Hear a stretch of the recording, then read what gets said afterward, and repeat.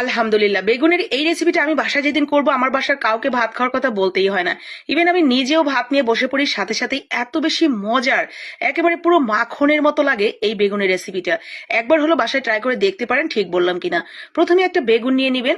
তো আপনি একটা দুইটা যে কয়টা মন চায় সে কয়টাই নিবেন। তো আমি এখানে একটা বেগুন দিয়েই করে দেখাচ্ছি। প্রথমে বেগুনটাকে নিয়ে এইভাবে ফালি ফালি করে কেটে নেবেন, একটু পাতলা পাতলা করে। এরপরে লবণ, হলুদের গুঁড়া, মরিচের গুঁড়া, ধনিয়া গুঁড়া জাস্ট একটু পানি দিয়ে পাতলা করে নিয়ে এরপর আমরা বেগুনটাকে সুন্দর করে গায়ে মাখামাখি করে এক সাইডে রেখে দিচ্ছি। এখানে 1 চা চামচের মতো নিয়ে নিয়েছি চীনা বাদাম, আর তার সাথে 1 চা চামচ সরিষা, কালো এবং সাদা দুটোই মেশানো ছিল। আর এখানে একটু পেঁয়াজ আর স্বাদ অনুযায়ী কাঁচামরিচ, আর দিয়ে দিবেন একটু ধনিয়া পাতা। এরপরে সুন্দর করে বেটে নেবেন একদম মিহি করে। চাইলে ব্লেন্ড করে নিতে পারেন, তো মিহি হলেই হলো। এরপরে বেগুনগুলো ভেজে নেব সুন্দর করে লাল লাল করে।